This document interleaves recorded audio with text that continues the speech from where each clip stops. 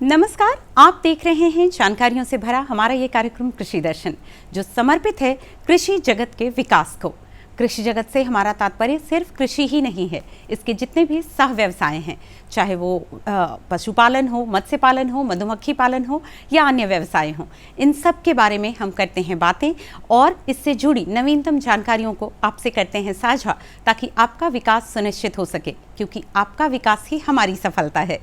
तो चलिए कार्यक्रम में इस सिलसिले को बढ़ाते हैं आगे और देखते हैं अपना पहला सेगमेंट, खबरें खेती की। नमस्कार, खबरें खेती के में स्वागत है आपका। खबरों में आगे बढ़ने से पहले सबसे पहले नजर मुख्य कृषि समाचारों पर। भारतीय खाद्य निगम द्वारा समर्थन मूल्य पर गेहूं की खरीद जारी। मत्स्य पालक नर्सरी के लिए अवश्य करे तालाब प्रबंधन और किसानों के लिए बेहद उपयोगी रोटरी मल्चर मशीन। अब खबरें विस्तार से। भारतीय खाद्य निगम द्वारा समर्थन मूल्य पर गेहूं की खरीद जारी है। पिछले दिनों अप्रैल माह के अंतिम सप्ताह तक निगम की कुल खरीद 8,535 मीट्रिक टन से अधिक हो चुकी है। महाप्रबंधक श्री अमित भूषण ने किसानों से अपील करते हुए कहा है कि वे भी निगम को समर्थन मूल्य पर गेहूं का विक्रय कर खाद्य सुरक्षा का हिस्सा बने। इसके लिए किसानों को त्वरित भुगतान किया जा रहा है। देखिए, इस बार पिछले साल जैसे भारतीय खाद्य निगम भारत सरकार का जो न्यूनतम समर्थन मूल्य था 2275 रुपये था, जो इस बार 150 रुपये बढ़ा करके उसको 2425 रुपये किया गया है। इसी दर पे हम किसानों से सीधे पंजीकृत किसानों से सबसे पहले किसानों का पंजीकरण करवा रहे हैं पोर्टल पे, और उसके बाद 2475 रुपये का न्यूनतम समर्थन मूल्य देते हुए हम किसानों से सीधी खरीद कर रहे हैं।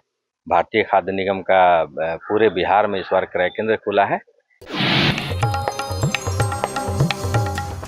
मत्स्य पालक भाई बहनों, अगर आप मछली उत्पादन में वृद्धि चाहते हैं तो उसके प्रबंधन का कार्य शुरू कर दें। अब इन दिनों मछलियों का ब्रीडिंग सीजन आ गया है। इसके लिए आप नर्सरी तालाब तैयार करने के लिए पूरे तालाबों की खरपतवार निकालकर चूने का प्रयोग करें। इसके साथ ही थोड़ी सरसों की खली का प्रयोग करें। इन छोटी छोटी कोशिशों से आप मछलियों के विकास के लिए एक स्वस्थ स्थान तैयार कर पाएंगे। ये 3 से 4 दिन के बच्चे को हम लोग जो है नर्सरी तालाब में रेयर करते हैं। लगभग नर्सरी तालाब का जो स्टॉकिंग डेंसिटी होता है मतलब लगभग 50 से 60 लाख पर हेक्टेयर डालते हैं बीज को, और ये इसमें आपको लगभग 30% सॉल्युबिलिटी मिल जाएगा। जैसे आप 1 लाख बच्चा डालेंगे तो लगभग आपको 30,000 जो है बच्चा उसमें सही सलामत बच जाएगा। अगर सही से मैनेज करेंगे तो ये आपका बढ़ भी सकता है, 40% भी बच सकता है, 50% भी बच सकता है। वो आपके मैनेजमेंट पे निर्भर करता है। बकरी पालकों को वैज्ञानिकों द्वारा सलाह दी जा रही है कि इन दिनों गर्मी का मौसम अपने चरम सीमा पर है और ऐसी स्थिति में अगर आप बकरी पालन व्यवसाय से जुड़े हैं तो निश्चित तौर पर आपको विशेष ध्यान देने की जरूरत है। खासकर मेमनों और बड़ी बकरियों को बढ़ते तापमान से सुरक्षित रखना जरूरी है। इस समय दिन का तापमान उन्हें काफी ज्यादा प्रभावित कर सकता है। शुष्क हवाओं की वजह से लू लगने की संभावना रहती है। इससे बचाव के लिए आप अपने बकरियों के दिन में चरने के लिए बाहर नहीं निकालें, साथ ही उनके रहने के स्थान को भी घेर कर रखें। बकरी पालक जो बंधु हैं उन्हें इस बात का ध्यान रखना चाहिए कि इस मौसम में पशु को जो है लू लगने की समस्या ज़्यादा होती है, तो बकरियों को जो है बाड़े के अंदर ही रखें और सिर्फ सुबह और शाम को ही उसे चरने के लिए बाड़े से बाहर निकालें, और धूप के मौसम में जब लू चल रही हो उस वक्त उसे कतई बाहर ना निकालें। और जो बाड़ा है उसके चारों तरफ आप जूट के जो बोड़े हैं उसे पानी में भिगा करके उसे लटका कर रखें, ताकि जो प्राकृतिक हवा है उससे उसे ठंडक महसूस हो सके। और इसके अलावा बकरियों को भी पर्याप्त मात्रा में पानी पीने के लिए मिलना चाहिए। भोजन में लवण की मात्रा जो है इन दिनों बढ़ा देनी चाहिए, और इस बात का ध्यान रखना चाहिए कि शरीर में, पशु के शरीर में लवण की कमी न होने पाए। सफलता की इस कड़ी में आज हमसे जुड़ रहे हैं प्रगतिशील किसान कृष्णा चौधरी। इन्होंने 1 एकड़ में नेनुआ की खेती कर लागत मूल्य से दोगुना मुनाफा कमाया है। इनका कहना है कि ये नेनुआ की खेती अलानी तकनीक से करते हैं, जिससे उत्पादन की क्षमता बढ़ जाती है और मुनाफा भी दोगुना हो जाता है। आइए सुनते हैं उनकी सफलता की कहानी उनकी ही जुबानी। यही अलान का खेती उती करते हैं। हाँ, नेनुआ रोपते हैं, गोभी उभी सब लगाते हैं और मतलब इसमें करीबन 1 बीघा में हम रोपे हुए हैं अलान। हाँ, नेनुआ का झींगी हो गया, कदुआ हो गया, ये सब मिला हुआ रहता है। इसमें करीबन 1 बीघा में हमको लागत लमसम लग गया है 25 से 30 हज़ार। हाँ, लागत यानी बांस, तार, जाल सब ले करके इतना लग गया है और करीबन 1 से 1.25 लाख तक के बिक्री अभी तक हो गया है, चल ही रहा है। किसान भाई बहनों, अगर आप बैगन की खेती करने जा रहे हैं तो बेहतर उत्पादन लेने के लिए आप उसके उन्नत प्रभेदों का ही प्रयोग करें। इन किस्मों का चुनाव आप अपने क्षेत्र और बाजार की मांग को ध्यान में रखते हुए कर सकते हैं। बैगन के उन्नत प्रभेदों में से प्रमुख है पूसा अनमोल, पूसा मेघ, अलका, केशव, पूसा अंकुर, पूसा श्यामला, पूसा उपकार आदि। बैगन की खेती अधिक ऊंचाई वाले स्थानों को छोड़कर भारत में लगभग सभी क्षेत्रों में प्रमुख सब्जी की फसल के रूप में की जाती है। बिहार राज्य में भी इसकी खेती सब्जियों में प्रमुख रूप से होती है। पौष्टिकता की दृष्टि से इसे टमाटर के समकक्ष भी समझा जाता है। बैगन की हरी पत्तियों में विटामिन सी पाया गया है। इसके बीज क्षुधावर्धक होते हैं तथा पत्तियां मंदंगनी व कब्ज में फायदा पहुंचाती है। उत्पादकों को अपने क्षेत्र की प्रचलित और अधिक उपज देने वाली किस्म का उपयोग करना चाहिए। साथ ही किस्मों का चयन बाजार की मांग व लोकप्रियता के आधार पर करना चाहिए, जैसे कि स्वर्ण शक्ति, स्वर्ण शामली आदि। रोटरी मल्चर एक मजबूत और विश्वसनीय उपकरण है जिसे धान के भूसे, गन्ने के कचरे और मक्के के तने जैसे फसल अवशेषों को खत्म करने के लिए डिजाइन किया गया है। यह खेत में बचे अवशेषों को छोटे छोटे टुकड़ों में काटता है और उन्हें पूरे खेत में फैला देता है। ये कटे हुए कण बायोमल्च के रूप में कार्य करते हैं, जो विशेष रूप से गन्ने और जीरो टिलेज बुआई के लिए फायदेमंद होते हैं। रोटरी मल्चर अवशेषों के गठन को तेज करता है और उन्हें हरी खाद में बदल देता है, जो मिट्टी की जैविक संरचना और उर्वरता को बढ़ाता है। अब जानते हैं क्या है आज का मंडी भाव। आइए जानते हैं बाकरगंज पटना अनाज मंडी में क्या है अनाजों के ताज़ा भाव। लोकल गेहूँ 4,000 रुपये प्रति क्विंटल, MP गेहूँ 4,300 रुपये प्रति क्विंटल, सुपर चावल 7,500 रुपये प्रति क्विंटल और बासमती चावल 11,000 रुपये प्रति क्विंटल। अब समय है मौसम पूर्वानुमान का। मौसम विभाग से प्राप्त जानकारी के अनुसार कल राजधानी पटना का अधिकतम तापमान 34 डिग्री सेल्सियस एवं न्यूनतम तापमान 22 डिग्री सेल्सियस रहने की संभावना है। खबरें खेती की में अभी आपने देखा मौसम के मिजाज को, जाना अपने मंडी के भाव के बारे में, डाली आपने नजर नवीनतम तकनीकों और उपकरणों पे और साथ ही साथ आप रूबरू हुए अपने ही एक सफल साथी के सफलता की कहानी से भी। आपकी सफलता औरों की प्रेरणा का स्रोत बन सके, इसके लिए हमारी तमाम कोशिशें आपको समर्पित हैं। चलिए कार्यक्रम में जानकारियों के सिलसिले को फिलहाल बढ़ाते हैं आगे और गर्मियों के मौसम में जो कृषि का एक प्रमुख सह व्यवसाय है पशुपालन, जिसे स्वतंत्र रूप से भी ग्रामीण क्षेत्रों में बड़े पैमाने पर किया जाता है, ऐसे में गर्मियों के मौसम में हरे चारे का विकल्प ढूंढना बहुत मुश्किल काम है। तो हरे चारे का विकल्प गर्मियों में कैसे ढूंढा जाए, इसके बारे में करते हैं बात अपने विशेषज्ञ डॉक्टर श्री प्रसाद साहू से, जो कि BBC के प्राध्यापक भी हैं। तो आइए उनसे बातचीत पर आधारित ये खास भेंटवार्ता देखते हैं हम। किसान बंधुओं नमस्कार। पशुओं के लिए चारा का क्या महत्व है, इसे हम और आप सभी जानते हैं। ऐसे तो इसकी ज़रूरत पूरे वर्ष होती है, लेकिन सबसे ज़्यादा किसानों को मुश्किल गर्मी के दिनों में आती है, जब चारा ज़्यादा तापमान के कारण सूख जाता है। तो इन गर्मियों के मौसम में, ख़ासतौर पे मैं बात कर रहा हूँ जून जुलाई के मौसम में, आपको आसानी से चारा उपलब्ध होता रहे, आज हम इसी की जानकारी लेंगे कि इस दौरान आपको कौन से चारे लगाना चाहिए ताकि गर्मी के मौसम में आपको आसानी से चारा उपलब्ध हो जाए। कहने का मेरा मतलब ये है कि आज आपको आज ही उसके लिए तैयारी करनी होगी। किस तरह का चारा आपको लगाना है, कौन से किस्मों का उपयोग करना है, इन सब की जानकारी आज के कार्यक्रम में हम प्राप्त करेंगे। तो आज का हमारा चर्चा का विषय है गर्मी में हरे चारा का उत्पादन। इस विषय पर विस्तार से जानकारी देने के लिए आज हमारे साथ हैं बिहार वेटनरी कॉलेज पटना के professor doctor Shri Prasad Sahu. Sir, आज के कार्यक्रम में मैं आपका बहुत बहुत स्वागत करता हूं। इस सवाल के साथ कार्यक्रम की शुरुआत करता हूं कि चूँकि हमें आने वाले गर्मी के लिए अभी उसको लगाना पड़ेगा, तो चारे का कौन कौन से चारे उनको लगाना चाहिए और किन किस्मों का उनको उपयोग करना चाहिए? हाँ, तो किसान भाइयों, हम जैसा कि हम सभी जानते हैं कि जानवरों के लिए हरे चारे का क्या महत्व है, उससे आप लोग भली भांति परिचित हैं।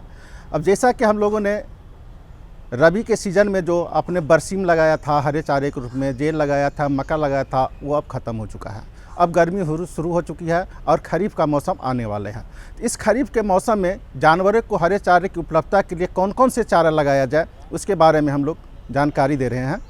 तो अभी आने वाले जो खरीफ सीजन के लिए हम लोग जनेरा लगाते हैं, जिसको आप लोग सूडान बोलते हैं। उसके साथ साथ जो हम लोग है बोरो या लोबिया बोलते हैं या बोरी सीम बोलते हैं, वो लगाते हैं। तो ये जनेरे का साथ ये बोरी सीम क्यों लगाते हैं? हरा चारा दो तरह का होता है। एक चारा ऐसा होता है जिसमें कि प्रोटीन के तत्व ज़्यादा होते हैं, प्रोटीन पोषक तत्व ज़्यादा होते हैं, और दूसरा होता है जिसमें कि ऊर्जा ज़्यादा होता है। जैसे कि एक उदाहरण के लिए आपको बता दें, जैसे हम लोग बोलते हैं कि दाल रोटी, या सिर्फ चावल या रोटी नहीं खाते, उसके साथ दाल हो गया। तो चावल और रोटी हो गया आपका ऊर्जा वाली चीज़ और दाल हो गया आपके प्रोटीन वाली चीज़। तो वही जानवरों को संतुलित हरा चारा देने के लिए हम लोग जनेरा क्या हुआ, ऊर्जा वाली तत्व है, ज़्यादा होता है उसमें, और बोरो जो है उसमें प्रोटीन ज़्यादा होता है। तो दोनों मिक्स करके देने से क्या हो जाता है, जानवर को अच्छी पोषक तत्व मिलता है, जिससे उसका दूध उत्पादन बढ़ जाता है। आगे जो हमारे किसान बंधु आपको देख रहे हैं, उनके मन में सवाल ये आ रहा होगा कि चूँकि चारा भी एक फसल के रूप में वो उत्पादन कर रहे हैं, तो इसका उत्पादन करने के दौरान वो क्या सावधानी बरतें। साथ ही एक सवाल मेरा ये भी है कि इस जो बीच का महीना है, जब अभी पूरी तरह चारा खेतों में नहीं है, तो इसका विकल्प किसान क्या अपना सकते हैं, क्या अपने पशुओं को दे सकते हैं? जब हम जनेरा या सूडान लगाने की बात करते हैं हरा चारा के रूप में, तो सूडान दो तरह का होता है। एक होता है जो केवल एक बार हम घास एक कटोर लेकर के वो ख़त्म हो जाता है एक कटिंग करने के बाद, और दूसरा जो होता है उसमें हम लोग 4 से 5 कटिंग लेते हैं, और जो अभी हम लगाते हैं तो आपको सितंबर अक्टूबर तक को, यानी दुर्गा पूजा तक वो चलता है। तो इस चीज़ को हमेशा ध्यान रखना चाहिए कि जब भी जनेरा या सूडान का बीज ले तो विश्वसनीय सोर्स से ले, चाहे वो कोई दुकान हो, चाहे वो विश्वविद्यालय हो, जहाँ से अच्छी किस्म की उसका बीज मिलता हो, उसका उपयोग करें। दूसरी चीज़ है, जब हम जब मल्टी कट लगाते हैं, जिसको कई बार हम 4-5 बार काटते हैं, तो उसको हम लोग अप्रैल से ही लगाना शुरू कर देते हैं, या अब जो भी आपके पास समय उपलब्ध हो वो हम लगाना शुरू कर देते हैं। लगाने से पहले अच्छी तरह खेतों की हम लोग जुताई करते हैं, और ये चीज़ हमेशा ध्यान रखते हैं कि खेतों में खरपतवार कम हो। यदि खरपतवार ज़्यादा है तो वहाँ एक्स्ट्राजीन का उपयोग करके आप सीड बुआई से पहले उसको खरपतवार को ख़त्म कर सकते हैं। सर, आप जहाँ पे जो बातें आपने जानकारी दी, मैं उसी को आगे बढ़ाता हूँ, क्योंकि ये बहुत ही महत्वपूर्ण चीज़ है किसानों के लिए कि जो ये चारा खिलाते हैं वो कई बार जहर के रूप में भी आ जाता है। तो ये तो ठीक हुआ कि वो सुखा दें, लेकिन इसके बावजूद भी अगर कभी पशुओं में जहर बन जाए तो प्राथमिक तौर पे या तुरंत हमारे किसानों को क्या करना चाहिए, या क्या किस तरह का लक्षण दिखाई देता है जब वो जहर बनने लगता है? तो ये जहर खास करके लोकल वैरायटी का जो बीज होता है उसमें ज़्यादा होता है, और जहाँ की सिंचाई की सुविधा बहुत ही कम और नहीं के बराबर होती है ना, तो उसमें क्या हो जाता है कि वो जहर बहुत ज़्यादा पौधे में इकट्ठा हो जाते हैं।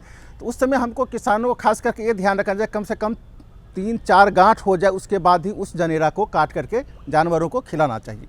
लेकिन गलती से कई बार क्या होता है, जानवर खुला रहता है तो कहीं खा गया, उस कंडीशन में क्या होता है कि उसको गला बिगड़ने लगता है, और जो भी सांस लेता है जानवर, वो सांस लेने के बाद क्या तो ऑक्सीजन खून में जाता है, और खून में जाकर के फिर वहाँ से बाहर निकलता है। तो खून से जैसे ही ये जहर जाएगा तो ऑक्सीजन को खून से बाहर निकलने नहीं देता है, जिसके चलते उसकी मौत हो जाती है। तो यदि जानवरों ने खा लिया है वो टाइप का जनेरा, जहर वाला जनेरा खा लिया है, तो तुरंत उसको सोडियम नाइट्रेट और सोडियम थायोसल्फेट का इंजेक्शन नस में दें, और साथ में गुड़ का घोल उसको बना करके उसको पिलाए, जिससे कि उसको राहत मिलेगी और उसको फ़ायदा होगा। एक सवाल मेरा आपसे ये भी है कि कई बार जो हमारी सरकारी संस्थानें हैं वो किसानों को चारा से संबंधित बीज निःशुल्क उपलब्ध करवाती है।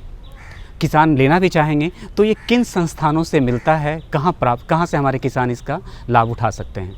जैसा कि हम सभी जानते हैं कि हमारे यहाँ किसानों के लिए हरा चारा उगाने के लिए भूमि की कमी है और उसको अच्छी क्वालिटी का बीज भी नहीं मिल पाता है। इस सब को ध्यान में रखते हुए हमारे राज्य सरकार, हमारे केंद्र सरकार ने कई जगह एक किट की व्यवस्था की हुई है।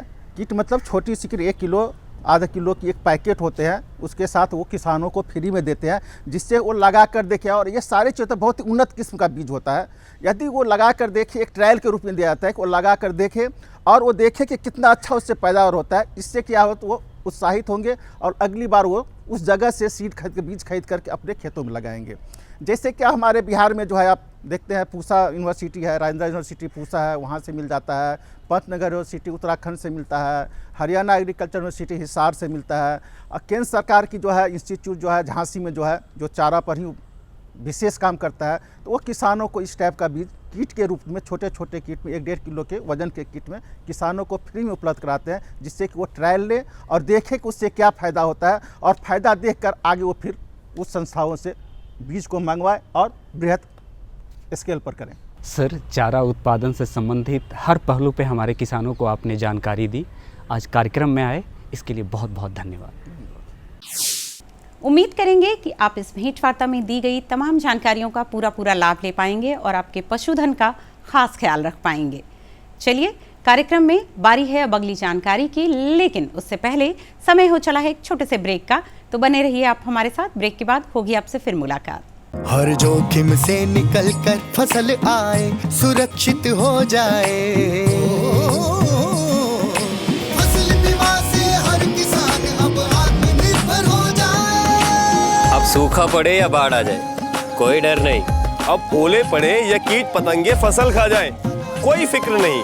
अब कैसी भी आपदा हमारी फसल पे आ जाए, क्षति होने पर हमारे दावों का उचित भुगतान मिलता है, क्योंकि हमने लिया है प्रधानमंत्री फसल बीमा। बुआई से फसल कटाई तक हर जोखिम का दावा, न्यूनतम प्रीमियम पर अधिकतम भुगतान का वादा। योजना से हर साल जुड़ रहे हैं 5 करोड़ से ज्यादा किसान। अब आपकी है बारी। नजदीकी कृषि कार्यालय, सहकारी समिति, बैंक शाखा, अधिकृत बीमा कंपनी या जन सेवा केंद्र में स्वेच्छा से करा सकते हैं पंजीकरण। फसल बीमा पोर्टल या फसल बीमा ऐप द्वारा भी किया जा सकता है पंजीकरण। प्रधानमंत्री फसल बीमा योजना, आपकी फसलों का संपूर्ण सुरक्षा कवच। कृषि एवं किसान कल्याण मंत्रालय, भारत सरकार। अरे भाई, सुना नहीं क्या? केसीसी ने किसानों का जिंदगी बदल दिया है। देश के छोटे किसान 1,60,000 रुपए तक का कर्ज बिना किसी गारंटी को ले पाएंगे। ब्याज खोरों से भी पीछा छूटा। मैं तो जैविक खेती का पूरा सामान मंगा लिया, केसीसी का भी कोई दबाव नहीं है। ब्याज चुकाने के लिए पूरा 1 साल मिलता है। समय पर भुगतान करने पर केवल 4% के सालाना ब्याज पे लोन मिल गया मुझे। अपना आधार कार्ड, लेटेस्ट फोटो और जमीन के कागजात लेके अप्लाई करो बस।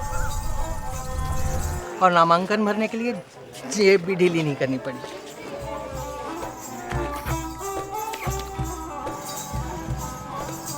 चाचा, उधार चुकाने के 24 घंटे के बाद उतने ही पैसे वापस निकाल सकते हैं। केसीसी ने किसानों की जिंदगी वाकई बदल दी है।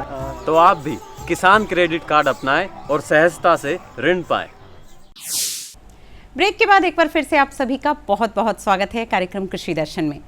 और जैसे कि हमने बात की थी सरकार की किसान कल्याण योजनाओं की, तो सरकार की एक विशेष किसान कल्याण योजना है हनी बी पर आधारित। तो आइए इसके बारे में लेते हैं जानकारी इस मनोरंजक तरीके से बनाए गए फीचर फिल्म के जरिए। मधु क्रांति, एक नए युग का आगाज। मधु क्रांति विकास के नए रास्ते खोल रही है, मधुमक्खी पालकों के जीवन स्तर को बेहतर बना रही है, साथ ही पूरी दुनिया में शहद के क्षेत्र में भारत को एक नई पहचान दिला रही है। भारत सरकार मधुमक्खी पालकों की आय को बढ़ाने और उन्हें आत्मनिर्भर बनाने के उद्देश्य से देश में मधुमक्खी पालन के संवर्धन और विकास के लिए सभी आवश्यक सहायता प्रदान कर रही है। माननीय प्रधानमंत्री के दूरदर्शी नेतृत्व में कृषि सहित मधुमक्खी पालन को बढ़ावा देने के लिए अनेक कदम उठाए गए हैं। किसान तरक्की की राह पर आगे बढ़ रहे हैं। अगर कोई सक्सेस स्टोरी मीठी मुस्कान भी बिखेरे और स्वाद में भी मिठास भरे, तब तो आप इसे जरूर सोने पर सुहागा कहेंगे। हमारे किसान इन दिनों शहद के उत्पादन में ऐसा ही कमाल कर रहे हैं। शहद की मिठास हमारे किसानों का जीवन भी बदल रही है, उनकी आय भी बढ़ा रही है। मधुमक्खियां न सिर्फ शहद देती हैं, बल्कि पर्यावरण और कृषि के लिए भी आवश्यक हैं। यूं तो भारत में लंबे समय से लोग मधुमक्खी पालन का काम पारंपरिक तरीकों से करते आ रहे हैं, लेकिन आज के समय में इस क्षेत्र में अपार संभावनाएं भी हैं और जरूरत भी है। मधुमक्खियों की इसी जरूरत और योगदान का जश्न मनाने और इसे और बारीकी से समझने के लिए ही मनाया जाता है विश्व मधुमक्खी दिवस। इसी आवश्यकता को समझते हुए 2020 में राष्ट्रीय मधुमक्खी पालन और शहद मिशन की शुरुआत हुई। उद्देश्य स्पष्ट था, मधुमक्खी पालन के कार्य को वैज्ञानिक और तकनीकी रूप से विकसित करना और ज्यादा से ज्यादा लोगों को इसके लिए प्रोत्साहित करके मधु क्रांति के सपने को साकार करना।